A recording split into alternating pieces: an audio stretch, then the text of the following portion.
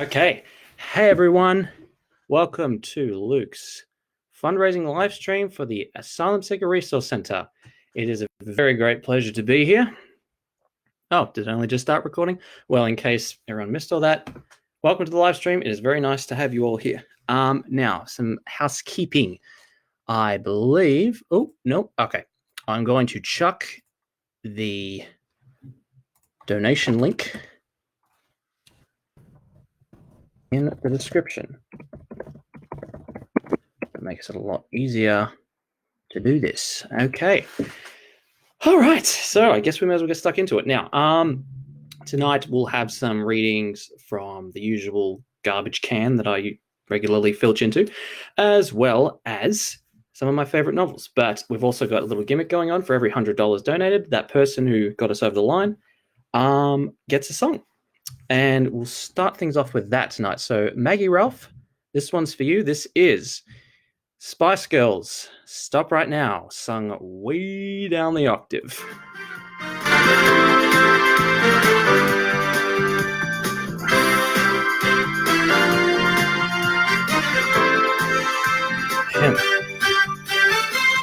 You just walk in, I make you smile. It's cool, but you don't even know me. You take an inch, I ran a mile. Can't win, you're always right behind me. And we know that you could go and find some other. Take or leave it, or just don't even bother. Caught in a craze, it's just a phase. Or will this be around forever? Don't you know it's going too fast? Racing so hard, you know it won't last. Don't you know? Why can't you see? Slow it down, read the signs so you know just where you're going. Stop right now. Thank you very much. I need somebody with a human touch. Hey, you, always on the run. Gotta slow it down, baby. Gotta have some fun. Do do do do do do do do do do. Always be together. Ba-da-ba-ba, ba-da-ba-ba, ba-da-ba. Stay that way forever. And we know that you could go and find some other. Take or leave it, cause we've always got each other. You know who you are, and just gonna... Oh, God, okay. Yeah, this is how little I know the Spice Girls. Okay, that seems like a good place to end it. Thanks. I hope you enjoyed it. All right. So let's get onto the first one of the night. This is Small Gods by Terry Pratchett. Small Gods is in the Discworld series. Many of my friends are of sterling taste in characters, so I'm sure you know who this guy is, even if you haven't read the book. Now, for some context, Small Gods is about the god Om, who is a bit hard down on his luck. Most of his followers, even the whole nation of Omnia follows him.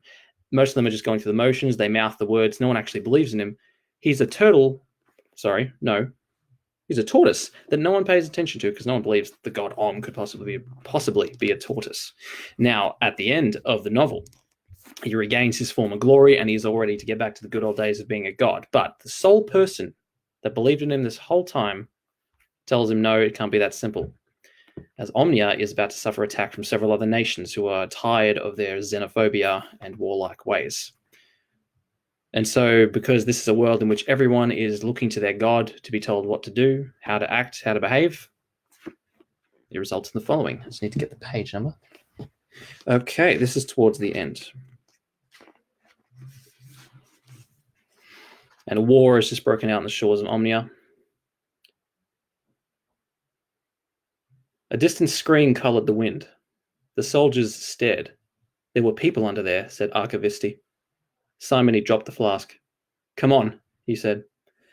And no one, as they hauled on timbers in the teeth of the gale, as Ern applied everything he knew about levers, as they used their helmets as shovels to dig under the wreckage, asked who it was they were digging for or what kind of uniform they had been wearing. Fog rolled in on the wind, hot and flashing with electricity, and still the sea pounded down. Simony hauled on a spar and then found the weight lessen as someone grasped the other end. He looked up into Brother's eyes. Don't say anything, said Brother. Gods are doing this to us? Don't say anything. I've got to know. It's better than us doing this to us, isn't it? There's still people who never got off the ships. No one ever said it was going to be nice. Simony pulled aside some planking.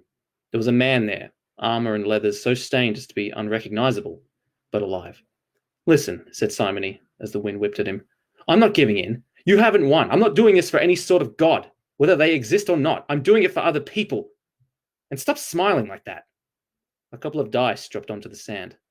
They sparkled and crackled for a while and then evaporated. The sea calmed. The fog went ragged and curled into nothingness. There was still a haze in the air, but the sun was at least visible again, if only as a brighter area in the dome of the sky.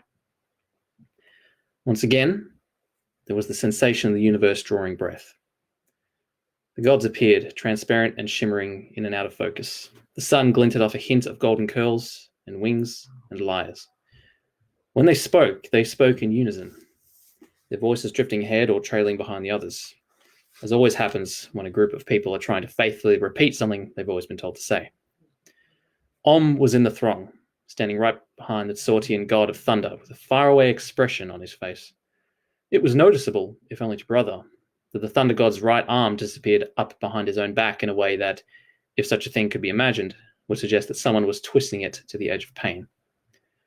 What the god said was heard by each combatant in his own language and according to his own understanding. It boiled down to 1. This is not a game. 2. Here and now, you are alive. And then it was over. Yes, if you haven't read any Terry Pratchett, I urge you to. It's more than just a series of mostly comedic novels set in a fantasy type universe. There's so much good writing in there. Just good life lessons can be learned in those books, and I recommend it to anyone. Okay, because I want to sort of conserve my voice, I'm going to do the second song now, and this is for Hannah Bird. She couldn't decide which song she wanted me to sing, so I'm going to pick one instead. This is I've only sung this twice, so please have mercy if it's a bit rough. This is called This December by Ricky Montgomery, and if you listen to the lyrics, it feels like it was kind of made for quarantine. So, sorry, it starts right off, so I need to get the timing right. Okay. In my darkest moments, can I see the light? I think I'm prone to getting blinded when it's bright. Well, this December, I'll remember, want you to see it when I do.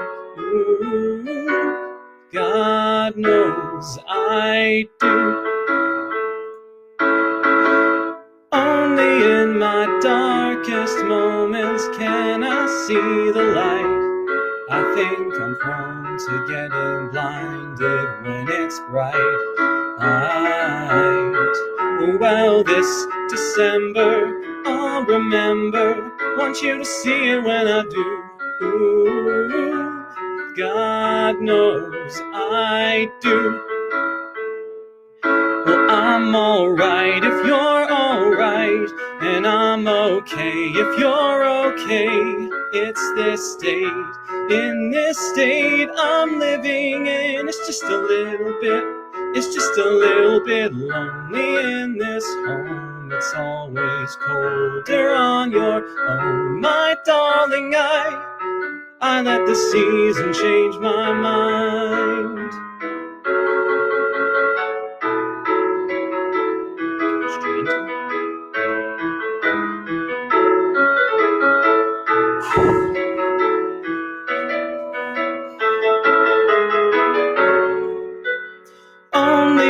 My darkest moments, I want to see you with your head wide open, empty on the ground, gone without a sound, just another white elm growing at the end of town. Well, this December, I'll remember, want you to see it when I do. Ooh, God knows I do. Well, I'm alright if you're alright, and I'm okay if you're okay. It's this state. In this state I'm living in, it's just a little bit lonely in this home. It's always colder on your own, my darling. I'll let the season change my mind. I'm alright if you're alright, and I'm okay if you're okay. It's this state, in this state I'm living in. It's just a little bit, it's just a bit, maybe this December I'll remember. Want you to see it when I do. God knows I do. Oh gosh, okay. See, that song is like, I've wanted to sing it for a long time, but up until recently, I haven't been sure if I've been capable of doing it. It's a bit high. So, okay, that was invigorating. Sweet. I hope you enjoyed that. Yeah, at this point, I just want to say a thank you to Joe at the Asylum Seeker Resource Center, who has helped me put all this together. She gave me a lot of tips for the fundraising page itself, bit of guidance when necessary. So, although she's almost certainly not watching this, thanks, Joe. Much obliged. And yeah, just want to echo that this is a really good cause. Asylum seekers are not as fortunate, obviously, as many of us here. There's no great funding aimed at them, even in the best of times. And with coronavirus, things are worse than ever. So your donations are really helping people out. So thank you, guys. And okay, let's... All right, it's time for the smut. Oh, there it is. And of course, that means that if you've got them, crack them. I have the world's worst bottle opener here, so if this takes a second. Okay, good. That only took a few seconds. All right. In your eye. Okay. This first one, I'm actually quite looking forward to it because it's one of those computer-generated ones. My friend Tom Quirk recommended me this one. And, well, let's just have a look, shall we? Okay. This is a Harry Potter one. Harry Potter and the Portrait of What Looked Like a Large Pile of Ash. Chapter 13, The Handsome One. The castle grounds snarled with a wave of... Sorry, the brightness really needs to be turned up. Don't know what I was thinking. Okay, there we go. I can actually read what's on the damn screen. Okay. All right, here we go. The castle grounds snarled with a wave of magically magnified wind. The sky outside was a great black ceiling, which was full of blood. The only sounds drifting from Hagrid's hut were the disdainful shrieks of his own furniture. Magic. It was something that Harry Potter thought was very good. Leathery sheets of rain lashed at Harry's ghost as he walked across the grounds toward the castle. Ron was standing there and doing a kind of frenzied tap dance.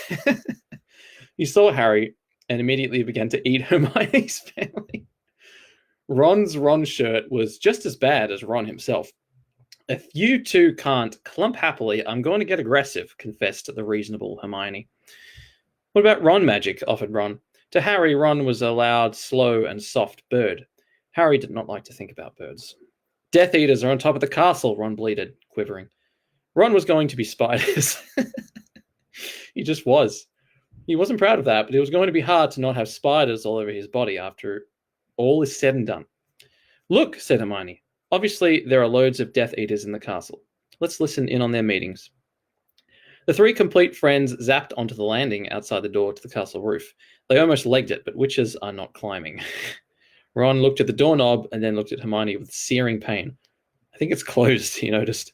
Locked, said Mr. Staircase, the shabby-robed ghost. They looked at the door, screaming about how closed it was and asking it to be replaced with a small orb.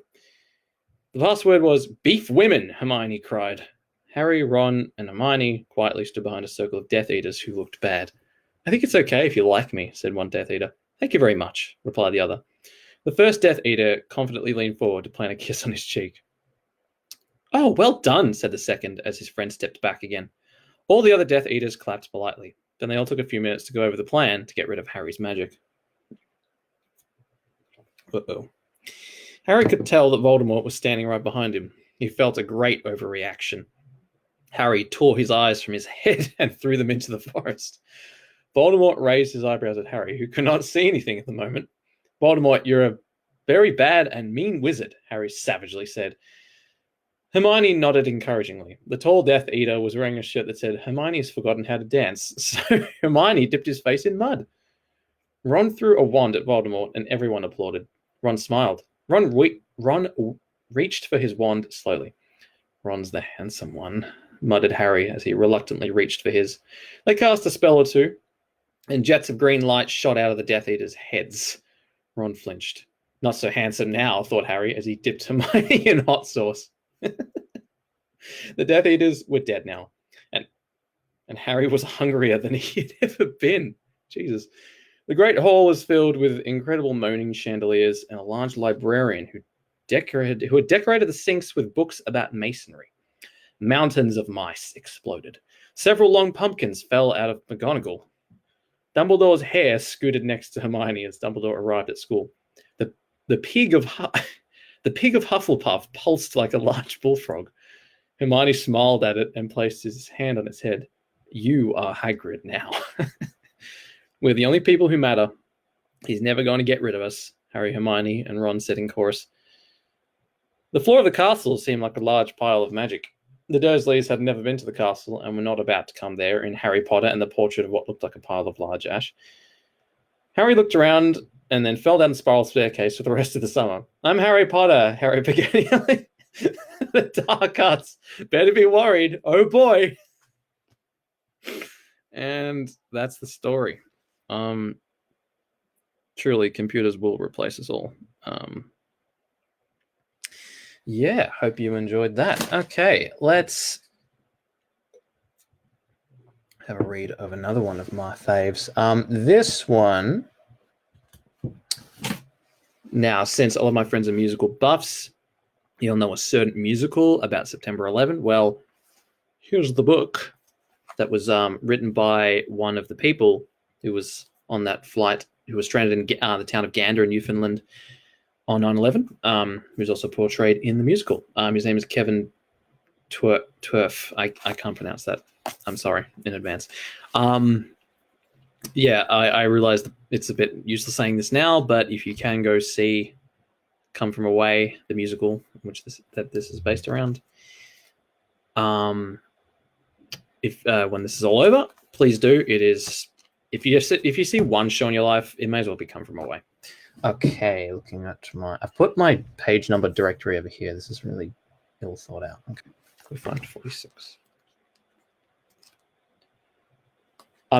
Quick background. So all planes in the airspace were diverted after the September 11 terrorist attacks, and a large number of them ended up in this tiny little town called Gander in Newfoundland, pretty much on the edge of the world. And the people living in that town opened their hearts and their homes to the plane people, as they came to be called. And it's honestly just one of the best examples of the human spirit that I've ever seen. Okay. Next door at the high school, Ron Walsh got to meet people from everywhere. He really enjoyed speaking to the international passengers from a Lufthansa flight and a Continental Airlines flight. But he noticed there was one Arab family, a husband, wife, and little girl, who seemed unnerved. Only the husband spoke a bit of English. They were by themselves, alone all of the time. I went over to introduce myself anyway. I made sure they were comfortable, Ron remembered. They were the loneliest people there. The word was already coming out on the news that these attacks were probably linked to Osama bin Laden. I thought, that little girl has nothing. So I went down to Walmart and I found this sweet little blue plush teddy bear. I went back to the school and told the father, I had this gift for your little girl. He agreed it was okay to give it to her. The wife and I cried. Then every time they would come down to the cafeteria for a meal, they would come see me. They felt safe with me as their contact. At Gander Academy, the town's elementary school, an Egyptian woman who lived in Gander arrived with vegetarian food because she assumed some of the passengers would be Muslims and knew they often wouldn't eat meat unless it came from a Muslim butcher. While at the school, she started to cry because she heard that one of the hijackers in the US was Egyptian. She worried about discrimination and retaliation against Muslims. Meanwhile, one of the Muslim passengers was so moved by the kindness of strangers that he asked the librarian where he could buy a plaque in Gander so he could present it as a thank you. The librarian told him about a local marble shop and helped him with his English for the inscription. The man went out and paid to have the plaque done while he was still there. It read, "To the students and teachers of Gander Academy, thank you for sharing your school." He called everyone together at the school to present it to the principal on behalf of all the passengers. Gander Academy housed hundreds of stranded passengers from 4 different planes. The plaque still graces the wall of the academy. Newfoundlanders seemed to emanate empathy to all the plane people. They treated each person with respect and made accommodations for all kinds of people without thinking twice. As a gay couple, we were certainly treated with kindness like everyone else. It seemed like they were ready for any kind of challenge thrown their way and maybe even thrived on problem solving. This next part comes from, I believe, the 10-year anniversary. September 11.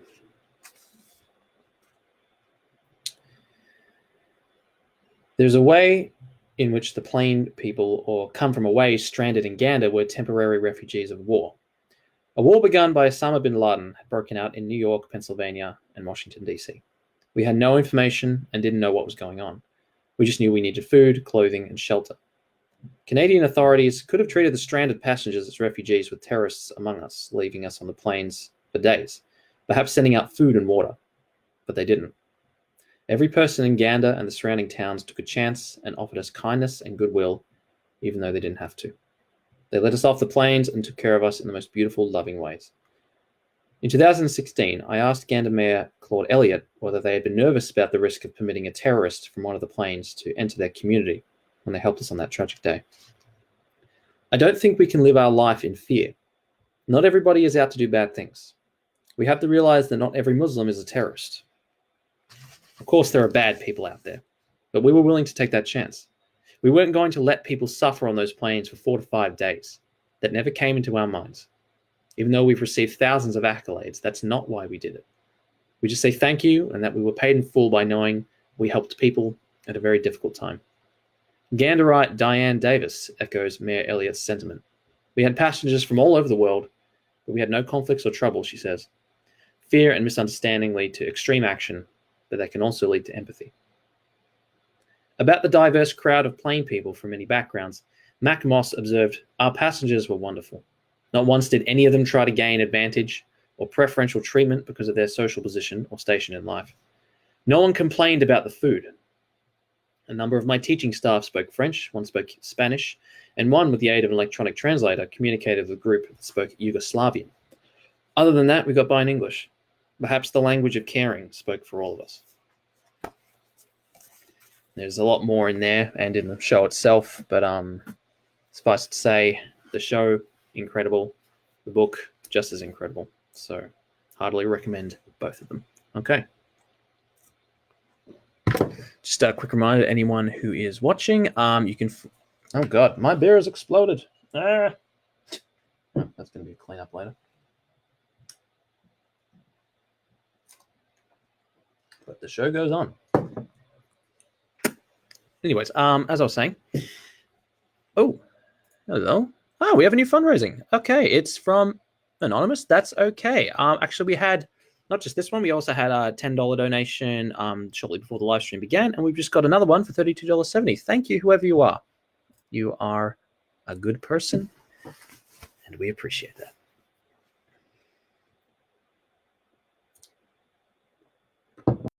Okay. Let's have a look-see. What's next?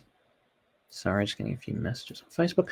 Okay, we just read out that, so let's dive back into the smart. Actually, I think it's important for me to point out at this point. There's a lot of points. Not everything that I pull off the internet is smart. Some of it is just stupid. But when did that ever stop something from being funny? I always say. Okay. Thanks, guys. Actually, yeah, before I start, we are currently sitting on $259.80. We're a little over halfway to the goal. Obviously, this page will stay up past the live stream, but if we get there to 500, that would be fantastic. If we can get over, even better. Okay. This is called Bowser's Mexico Adventure by Mr. Market. Wet Bowser goes on a sweet adventure in this ultimate crossover one-shot. All right, let's go. It's got a character list, but I'm not going to read that. Okay. Episode 316. This is a one-chapter story, so I'm not sure why. Okay. It was a dark, foreboding early afternoon in 8-4. Oh, it's like the Super Mario World. Right. It was a dark, foreboding early afternoon in 8-4, much like any other.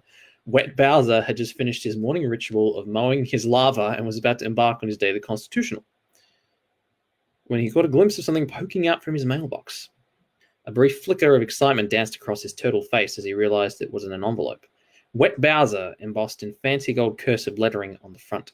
He hastily tore open the letter with one claw and began to read. Dear Wet Bowser. Why is he called Wet Bowser? We are pleased to inform you that you are cordially invited to attend the grand opening of Phase 3 of our newest Le Dic Resort facilities in sunny Delfino Island just off the coast of Costa Rica in Mexico. You will enjoy 8 days and 7 nights free of charge after participating in a brief tour of the resort, during which you will be offered an opportunity to buy into and become a VIP member of our exclusive program. We welcome you to invite friends and family, and free upgrades will be available to you if they sign up as well. We look forward to seeing you. Greg, for Presidente of the Mexico. Amazing. I'm taken aback, Wet Bowser exclaimed. Taken aback. He knew just who to invite and couldn't wait to deliver the good news as he hurried back to the castle. He picked up the phone and called up his old college roommate, Joel, who lived in space. After a few rings, a voice on the other end said, "Hello, Mr. Marcus Steak and Lube. How can we serve you today?" "Yeah, give me an order of steak and a 20-ounce diet lube." "Hey, wait a minute, Crow T Robot? Is that you? Put Joel on the phone. I need to speak to an adult." "But Uncle Bowser," Crow whined. Bowser was about to grumble a response when he heard a friendly, familiar voice on the line. "Hello, who am I speaking with?" "Hey, bro, it's Wet Bowser." "Hey, how long's it been, man?" Too long. What have you been up to?" "Oh, just watching some movies with the bots and getting ready for our next invention exchange. How about you?" "Well, I was just finishing up my gardening today and I got a letter in the mail. I'm going on a free vacation and you're coming along. Bring the bots too." "Really? Well, that's great. Stop by my place around 5. You still remember how to get to my place in Darkland?" "No, it's okay. I'll just map quest it." "Sounds terrific. See you then." In another room. Cheatsy. I don't know who this is. Eavesdropping vacation. Cheatsy. Eavesdropping. Vacation, huh? That gives me a wild and crafty idea. Yeah, for some reason, some of this is written like a play script. So, the next day, Wet Bowser and Joel and the bots went to Mexico. The airport was nice, and they got nuts on the plane. But little did they know of the trouble that was brewing. Sorry, just refreshing this page. Okay, Mario. Okay, guys, make sure you keep your fanny packs in the front this time. Boba Fett. That was not my fault. Why is Boba Fett here? I mean, he's got a friend that comes from space, so I guess that's fine. Dr. Forrester. Well, at least we made it. That's what really counts. Now, where did Joel and the rest of them go up to? I can't believe they left us. Before anyone could reply, Dr. Grant walked up to his colleague and grasped his shoulder reassuringly. "But that's not what I'm going to do, Mario." "Well, the guy at the airport said the resort is just past these mangroves." Eerie noises come out of the mangroves. "What was that?" Boba Fett. "Let's keep moving before something bad happens." Elsewhere, Wet Bowser and the gang were getting into their suite when they began to quarrel over who got to sleep in what room with who. Oh, this just goes on like this. Wet Bowser went into his room and opens his suitcase, only instead of his clothes tumbling out, 7 Koopa kids tumble out. At first he was confused, and then he raged. "What is this?" he raged. Ludwig. "We came along too. You never take us vacation after that trip to Colonial Williamsburg, King Dad." "That's because it was horrible. You are a disappointment. I could just about brain you now." Right about now. "But Daddy..." "Okay, fine. You can come along, but you have to come to the orientation as well." Wow. Sorry, it's not as long as I think. There's just a lot of shit at the bottom of the page. Okay. Elsewhere, in the mangroves. Dry Bowser, king of the mangrove. Okay, so Dry Bowser is like his nemesis. All right. Everything is going according to my plan. Yes, your evil dryness. After unpacking, they thought they should go out to see the beach because it was right there, even though it was really hot outside. When they got outside, there was a fat man sitting at a table under an umbrella, and he looked to be on vacation by his Hawaiian shirt and other clothes. "Nedry, don't get cheap on me, Bowser. That was Hammond's mistake." Wet Bowser begrudgingly. "Ugh, fine." Pays for his meal. Then suddenly, Richie Wren ran by with his arms outstretched straight into the ocean. "Run, Shui!" Everyone, yeah, or run into ocean. This is fun. I could do this all day. They're all having fun when inside Joel's head, mangroves, kill your friends and dump them into me. Shit, that's dark. Joel, you okay? Yeah, I'm fine, bro. I guess I'm not too used to this heat out here. Okay, if you say so. The next day, everyone went to the orientation. It lasted over 48 hours. And they ended up having to buy a lot of timeshares. But after that, they all had fun on their vacation and came together as friends. Even Wet Bowser and Edgar, who were the worst of enemies before. Not that you know it, because it's the first time we've heard of Edgar. They went to the beach, shopping and drinking, and they made a lot of new friends, like Bear Grylls, and they ate a pelican at the airport. They were all getting into the plane when a mysterious golden-haired stranger approached. Elliot. So I guess I need a ride to 8-4. Elliot is allowed on the plane despite the pilot's protests. Upon takeoff in the air, a huge sandstorm is brewing out of nowhere. Elliot, who is sitting next to Rosalina, gets up to talk to the pilot about going back to an alternate route. Elliot, are you planning on flying over the storm? I believe you're too heavy. Towns, shut up and get into your seat. We won't make it. You're overweight. Rosalina cries. Bear Grylls, it's all right. I can get us out of here. The plane enters the huge storm and starts shaking violently. It is unsure whether the plane will crash as it goes deeper into the eye of the storm. The end? Mangrove. Ha ha ha ha. Evil laugh. I'm not sure what to make of that one. I'm honestly not sure. Okay, well, how are we doing for time? Oh, we're a little half-hour mark. Shit. Time flies when you're having fun. Okay. Molto bene. All right, let's go on to... okay, this is another Terry Pratchett one. This is Hogfather, and it's pretty much... Hogfather, Hog's Watch is basically the Discworld version of Christmas, and the Hogfather is Santa Claus. In this novel, for a variety of reasons, the Hogfather is unable to perform his duties as, go drop down the chimney, the whole Santa Claus thing. So the personification of death is filling in for him. And death doesn't really get humans. He tries his best, but he can't quite manage to grasp it a lot of the time. So obviously in a job basically being Fantasyland Santa Claus, with a lot of mishaps.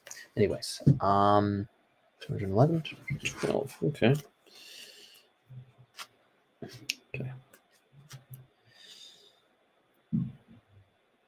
The sleigh soared on into the snowy sky.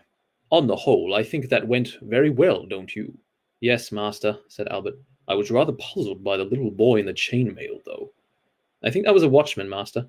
Really? Well, he went away happy, and that's the main thing. Is it, master? There was worry in Albert's voice. Death's osmotic nature tended to pick up new ideas altogether too quickly. Of course, Albert understood why they had to do all this, but the master, well, sometimes the master lacked the necessary mental equipment to work out what should be true and what shouldn't. And I think I've got the laugh working really well now. Ho, ho, ho. Yes, very jolly, said Albert. He looked down at the list. Still, work goes on, eh? The next one's pretty close, master, so I should keep them down low if I was you. Jolly good. Ho, ho, ho. Sarah, the little match girl, doorway of Thimple's Pipe and tobacco shop, Money Trap Lane, it says here. What does she want for Hog's Watch? Ho, ho, ho. Dunno, never sent a letter. By the way, just a tip, you don't have to say ho, ho, ho all the time, master. Let's see, it says here. Albert's lips moved as he read. I expect a doll is always acceptable, or a soft toy of some description. The sack seems to know. What have we got for her, Albert? Ho, ho, ho. Something small was dropped into his hand. This, said Albert. Oh. There was a moment of horrible silence as they both stared at the life timer. You're for life, not just for Hog's Watch, prompted Albert. Life goes on, master. In a manner of speaking. But this is Hog's Watch night. Very traditional time for this sort of thing, I understand, said Albert. I thought it was the season to be jolly, said Death. Ah, well, yes, you see, one of the things that makes folks even more jolly is knowing there are people who ain't, said Albert in a matter-of-fact voice. That's how it goes, master. Master? No. Death stood up. This is how it shouldn't go.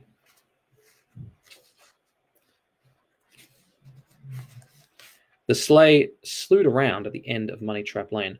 Come on, Albert. You know you're not supposed to do this sort of thing, master. You know what happened last time. The Hogfather can do it, though. But little match girls dying in the snow is part of what the Hog's Watch spirit is all about, master, said Albert desperately. I mean, people hear about it and say, we may be poorer than a disabled banana and only have mud and old boots to eat, but hey, at least we're better off than the poor little match girl, Master. It makes them feel happy and grateful for what they've got, see? I know what the spirit of Hogswatch is, Albert. Sorry, Master, but look, it's all right anyway, because she wakes up and it's all bright and shining and tinkling music and there's angels, Master. Death stopped. Ah, they turn up at the last minute with warm clothes and a hot drink. Oh, dear, thought Albert. The Master's really in one of his funny moods now. No, not exactly at the last minute, Master, not as such. Well, more sort of just after the last minute. Albert coughed nervously. You mean after she's... Yes, that's how the story goes, Master. It's not my fault. Why not turn up before? An angel has quite a large carrying capacity. Couldn't say, Master. I suppose people think it's more satisfying the other way. Albert hesitated and then frowned. Now that I come to tell someone... Death looked down at the shape under the falling snow. Then he set the life timer on the air and touched it with a finger. A spark flashed across. You ain't really allowed to do that, said Albert, feeling wretched. The Hogfather can. The Hogfather gives presents. There's no better present than a future. Yeah, but Albert... All right, Master. The snowflakes fell like angels' feathers. Death stepped out onto the street and accosted two figures who were tramping through the drifts. Take her somewhere warm and give her a good dinner, he commanded, pushing the bundle into the arms of one of them. And I may well be checking up later. Then he turned and disappeared into the swirling snow. Constable Visit looked down at the little girl in his arms and then at Corporal Nobbs. What's this all about, Corporal? Nobby pulled aside the blanket. Search me, he said. Looks like we've been chosen to do a little bit of charity. I don't call it very charitable, just dumping someone on people like this. Come on, there'll be some grub left in the watch house, said Nobby. He'd got a very deep and certain feeling that this was expected of him. He remembered a big man in a grotto, although he couldn't quite remember the face. And he couldn't quite remember the face of the person who had handed over the girl, so that meant it must be the same one. Shortly afterwards, there was some tinkling music and a very bright light, and two rather affronted angels appeared at the other end of the alley. But Albert threw snowballs at them until they went away. I've always liked that ending because, and there's anyone who's read Discworld will tell you, Death is very much married in Discworld. Death is very much married to his job. He doesn't break the rules for anyone. Death is a part of life. But he, despite not being able to grasp certain concepts, he is a benevolent spirit deep down, and he's not cruel. And I've always liked that. So anyway, okay. I like this. We're just going back and forth like this. I give you some shit, and then I give you something that's actually good. It's a system. Okay. Oh, yep, okay. Let's see what we got here. This is another randomly generated one. Computer-generated one. It's based on something called Rise of the Guardians, which I vaguely remember what that is, but anyway. Okay. Rise of the Guardians and the postcard of what looked like a pyramid of pencil shavings. I'm sensing a theme here. It was a sunny day, but there was snow. There were no stars, only sadness. Jack Frost, the handsome boy who had the face of the greatest combination of boy band members in existence, lived here. He didn't go anywhere else in the world. It just happened to be this one town. The wind hurried through the trees and made them sing like Elton John. Jack's consciousness became ethereal, and he sacrificed himself to the cloud. Jack got up and looked down at Squishy Jamie. He was angrily floss dancing, and everyone else was T-posed. The children are lost, Jack griped as his blood felt like dragons.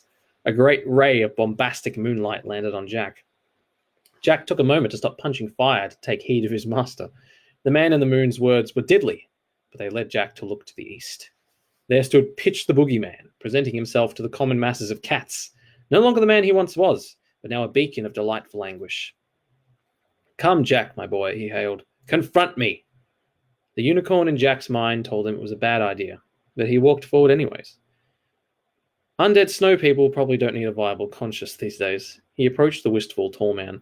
What happened? Jack asked. Join my vampire legion, Pitch demanded. With this new great power, we will rule together and bring ruin to the world. Were you always a vampire? Jack spazzed in puzzledness. I will join you even less. Then perish. Pitch hurled teeth at Jack. Jack backflipped into the lake. evading Pitch's dental onslaught. After some serious thought, Jack remembered he could fly and needed to breathe. He left the depths of the water and flew towards the North Pole. Breathing was a good and necessary thing, something that could be accomplished in the lake, as Jack already had too much not breathing underwater experience. He feared the idea of what monstrosity he would come back as, should the man in the moon revive him a second time. I don't want to be a crumpet, Jack muttered to himself.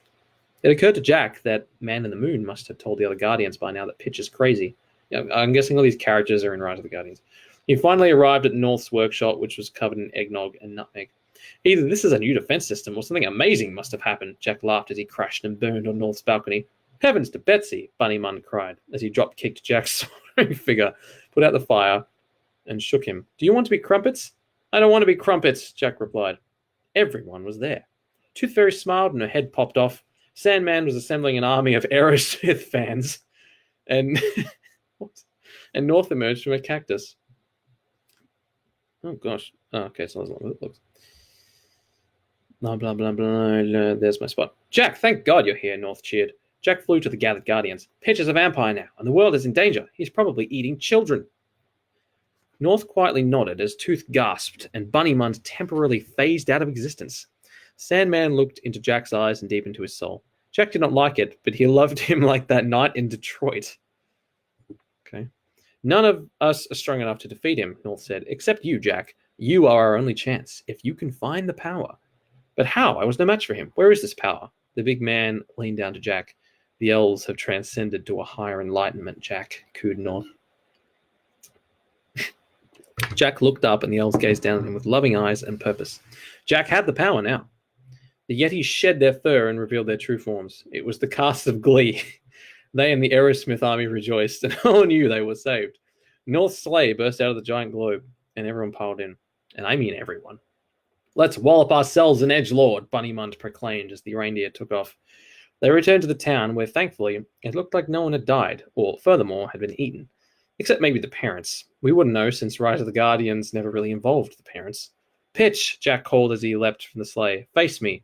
Pitch emerged from the ground with a pterodactyl screech. Your challenge is accepted, boy. Pitch summoned his nightmare monsters, but it was in vain. Jack raised his staff, and with the power of 1,000 snowflakes, he summoned a great wind that froze Pitch in place. Why didn't I just do that in the movie, he asked himself. North picked up Pitch and was ready to throw him out of the one town in America. Are you ready, Bunny? Bunny Mund pulled a magic baseball bat from Sandy. Is Sandy a person? Jesus. And prepared to swing. Ready when you are, mate. North threw Pitch at Bunny Mund, and with a swing, he was launched from the forest, never to be seen again. But who's going to be the villain now? Asked Tooth. Bunny Mund fed the mystical bat to his eggs. Probably baby Tooth. I've raised the monster, she wailed, shattering a nearby tree. That was it? Jack asked as he watched in astonishment. In his god tongue, Sandy tried to explain that of all the things the author wasn't high enough to write, it was the final battle. Maybe this isn't computer generated. I get the feeling someone's actually writing this. Then what was the great power? Jack asked. The adventure, North proclaimed. It was time to leave. North decided to peruse a career in hunting multi-dimensional cyborgs, while Sandy seriously thought about retirement. Bunny Mund and the reindeer gave up and left for a poker game in Ban, Queensland, Australia. Feathers fell from Tooth and turned into Japanese visual novels. Jack felt something break within him. Jack decided to just go back to town. He felt like the inner workings of his soul was spaghetti, and he was the tomato sauce. At this point, it was probably the only thing Jamie would let him be. However, something caught his attention. A feeling like when you're about to trip over a piece of furniture and fall into a tear in the space-time continuum, but not quite as intense. Turning to face the lake, Jack saw a girl about his height, but she had long white hair and a blue sweater, not to mention she had a staff identical to his. Jack approached her, and she handed him a postcard of what looked like a pyramid of pencil shavings. Who are you? Asked Jack. I am Jacqueline Frost, she answered, her magnificent orbs rolling back into her head. I am you, but woman. We are alike in every way, therefore compatible. Marry me. Jack walked away. Shit, that's cold. But, you gotta do what you gotta do. Okay, we only have about 15 minutes left, folks, so we'll get a bit of a move on. I actually read a few, but I will... Okay, this is one of my favorite novels in existence. I mean, they're all pretty good favorites of mine, but this is probably top 5. This is called Buzz Aldrin, What Happened to You and All the Confusion. It's very easy to remember because very few books have a title that long and odd. This is just This is set in the like 80s and 90s, some early 2000s, and it's basically just about a guy who wants to not be noticed and to like just be useful and just kind of live his life. And parts of that, first reading this, I was very like intrigued by it, and but he takes it too far. Matthias, that's his name. He takes it too far. He's obsessed with not being noticed, of not leaving anything behind him. And eventually his father has to give him a talking to. Just finding the fucking page. There it is. Oh, I was actually on it. Okay. Father seemed troubled. He put a hand behind his head, massaged his neck, and sighed. Matthias, it's impossible not to leave tracks behind you. There'll always be somebody to see you. Always somebody that loves you. Almost always. That's just how things are. It's not that. It's not that I don't want to leave tracks. I just don't want them to be visible to the whole world. I don't need to leave my handprint in the cement. I don't need to be interviewed about what I do. Is that such a problem? Not needing to be seen? We don't all want to be in the front row. Somebody has to choose to be number 2. But why does it have to be you? Because the world doesn't go round in any other way. He shook his head, took my hand. Have you heard of Olga Omelchenko? I asked, knowing he hadn't. She was field doctor for the 37th Guard Division in the Soviet Union. She saved a life in 1943. She'd survived one of the biggest battles that year, and when the bombardment eventually stopped, she crawled over to a soldier who lay close by. His arm was a complete mess, and she knew she had to amputate if he was going to live. But she had no anesthetic. She had no knife, no scissors, nothing. I paused briefly. So she used her teeth, gnawed through the flesh, and bandaged his arm, and he lived into old age.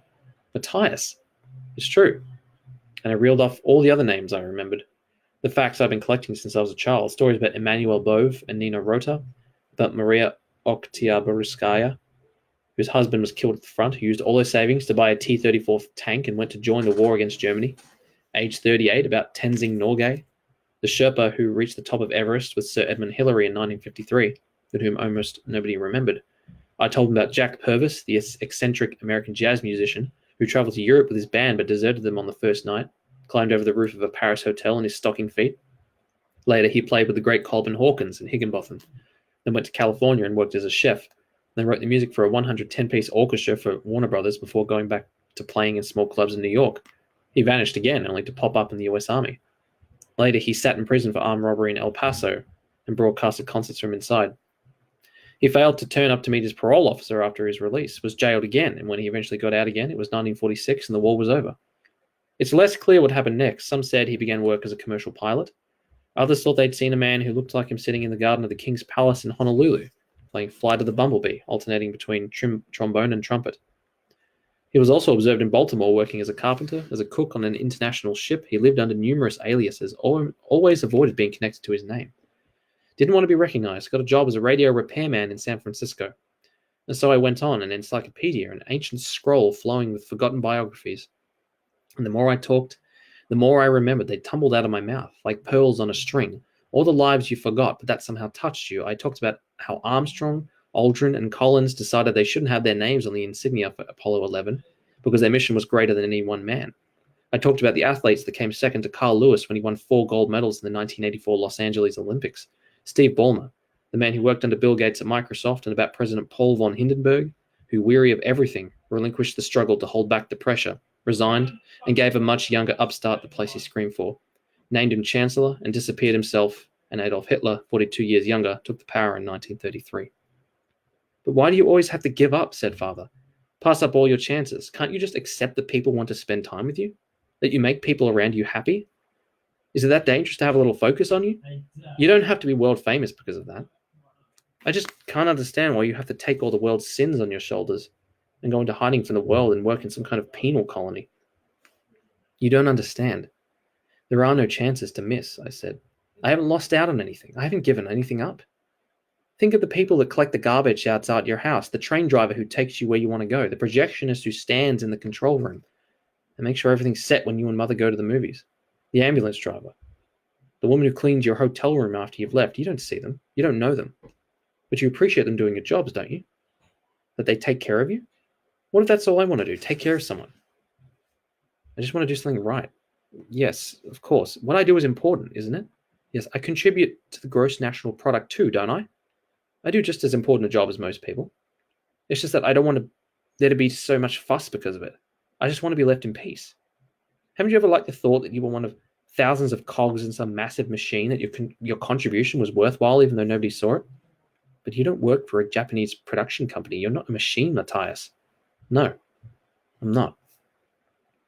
Do you know what I'm most afraid of? What? That I'll be useless. The movie of the week on a defunct TV channel. That I'll only be in the way and get nothing done. That terrifies me, I whispered.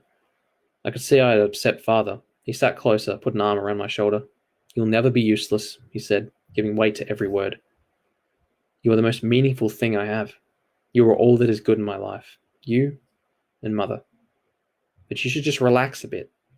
Things will work themselves out. You just need to take it easy at first.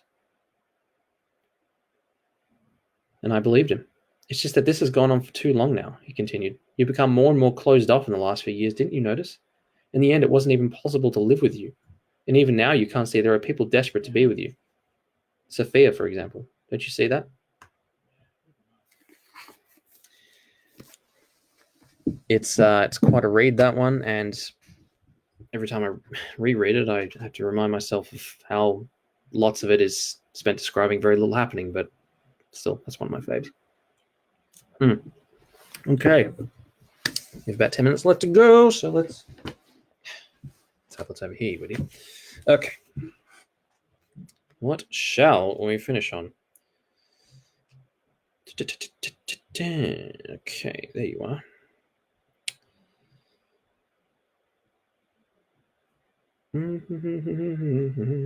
Okay, this one is called... Sorry. This one is called Hitler in Equestria by Dr. Splattenbergers. There's a really creepy amount of just you take any kind of work of fiction and you just put Hitler in there somewhere. There's probably a name for it, but anyway. It was a great happy morning in Equestria indeed. Twilight was having a walk in the forest when suddenly she heard a loud scream. She ran straight towards the location where she heard the scream super, super, super, super fast, to a point where she could almost not breathe, but not so fast that she could literally not breath. For if she had done that, she would have died from oxygen deprivation. What a sentence. Once she was there, she saw her friend Fluttershy screaming in awesome fear and terror. Those are all capitalized. Oh no, I am being attacked by this strange man that has a weird mustache and a scratchy voice, Fluttershy cried. Who are you and why are you here? Twilight yelled at the strange, funny little man full of eagerness. Who am I? Who am I?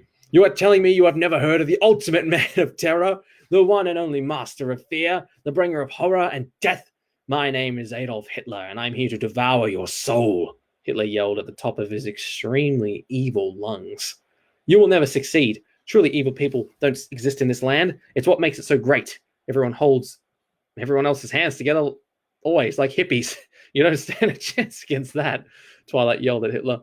However, then Hitler gave Twilight the evil stare of death and doom, and in doing so, Twilight saw all of the evil that existed inside Hitler. And in doing so, she could not handle all of the evil that she saw, and thus her head exploded and she died. Jesus. It's rough. No! Fluttershy yelled while tears rained from her eyes. Then Hitler ordered Fluttershy to take her to town, or else he would make her head explode as well. And she did as she was told, for she wanted to keep her head on her body and not on the ground in bits. Smart. Once Hitler was in town, he went straight to the radio station and took it over with his fearsome-sounding voice and the gun that he had on him. He then made a broadcast all over the land, and he said as follows. People of this land, this is Adolf Hitler, the super Nazi leader. I am a super person, while you are merely gay Hasbro products brought to life through the power of magic and friendship.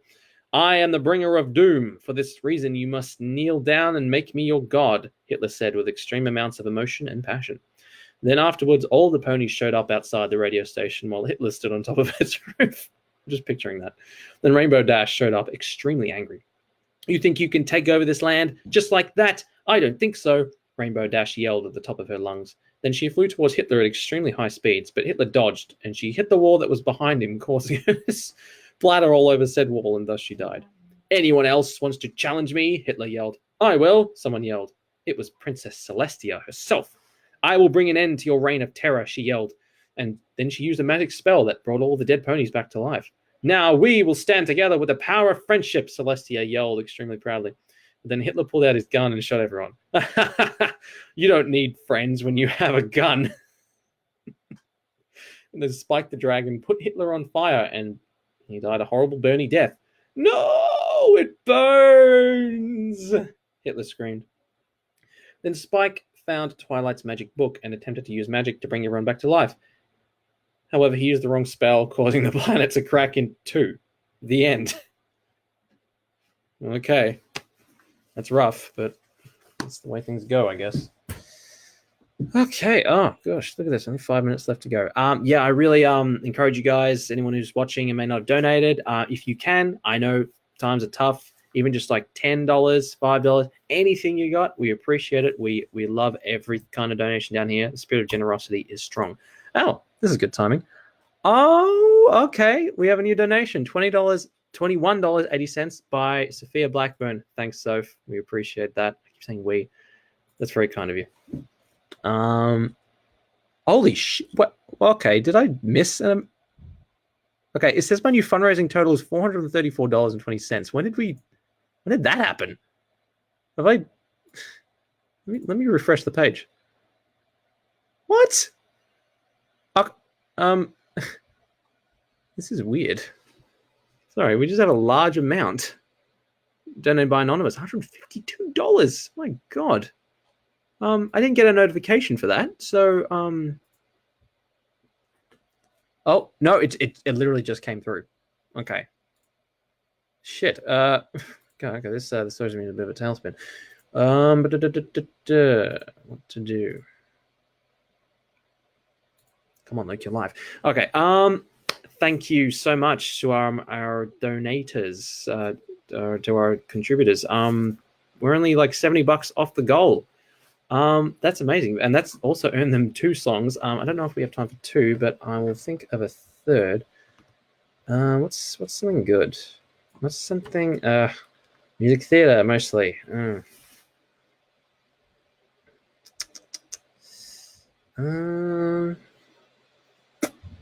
Sorry, guys. I really should have thought of a different song. I wasn't sure if we were going to get this far.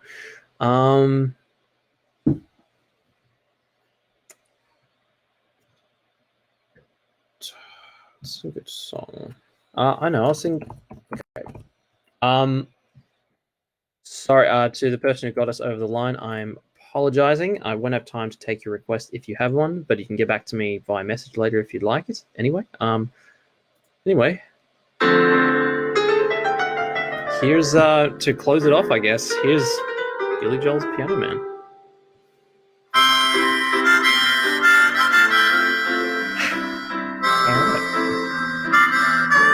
I'm going to switch to the lyric screen just in case I forget. So my voice holds up. Thank you, everyone. Hope you've enjoyed the live stream. Those of you who contributed,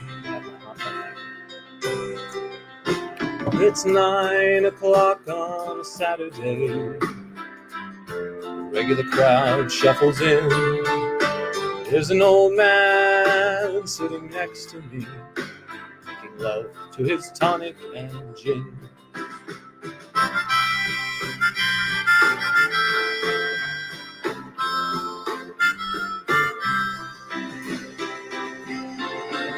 He says, son, can you play me a melody? I'm not really sure how it goes, but it's sad and it's sweet, and I knew it complete when I wore a younger man's clothes. Oh, la la la di da, la da la di da da. Sing us a song, you're the piano man. Sing us a song tonight. Well, we're all in the mood for a melody. You've got us feeling all right.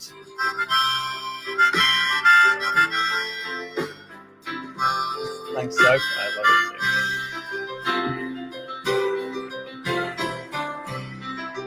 too. It's a bit pitchy, you have my apologies. Now John at the bar is a friend of mine. He gets me my drinks for free. And he's quick with a joke or to light up your smoke, but there's some place that he'd rather be.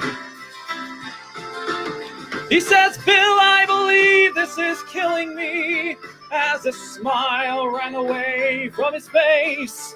Well, I'm sure that I could be a movie star if I could get out of this place. Oh, la, la, la, la, la, la, la, la, da, da, da. Now, Paul is a real estate novelist who never had time for a wife. And he's talking with Davy, who's still in the Navy and probably will be for life.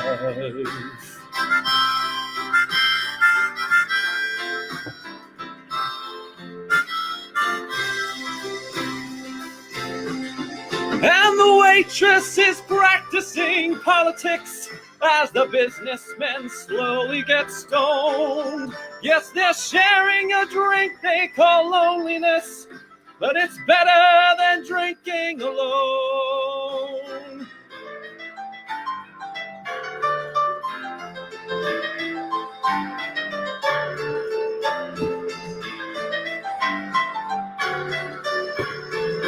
Here we go. Another chorus. Sing us a song, you're the piano man.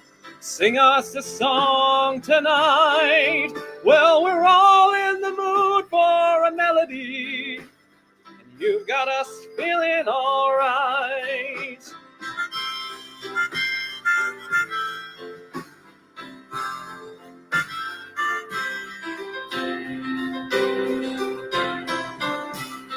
Apologies to all my piano playing friends. It's a pretty good crowd for a Sunday.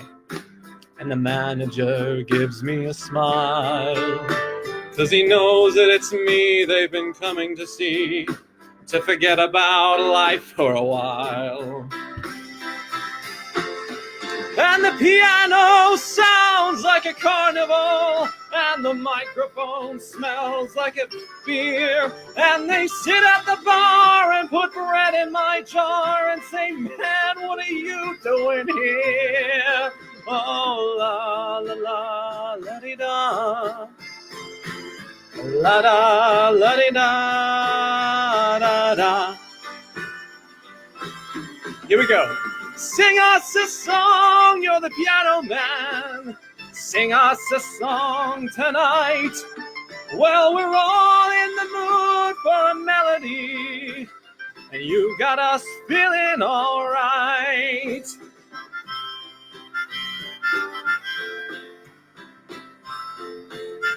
And I am pretty bloody chuffed with that song choice. I think that's the perfect song to end everything on.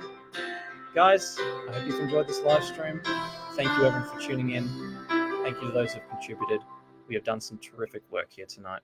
We're really going to make the difference in the lives of people. We're going to change the world in a tiny but important way. Yeah, I really have nothing else to add. So thanks, everyone. I'm going to continue on with my series, The Chronicles of Fanfic, but I may, switch it up and maybe introduce some actual good literature in future, as well as more singing. Yes, Callum, tune. Thank you to everyone who's contributed so far.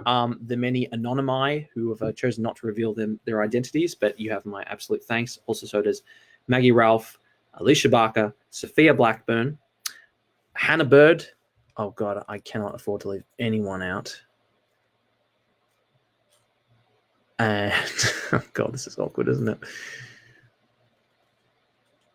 And I believe that is everyone. But if I am wrong, you have my sincere, heartfelt apologies. Oh, the list is right here on the donation page, you fucking idiot. No, that's everyone. Thanks to all of you who contributed. You are heroes in your own right, especially during this time. Anyway, I'm talking too much. Go enjoy your Sunday night, everyone. Thanks for tuning in. Hope you enjoyed. And adios.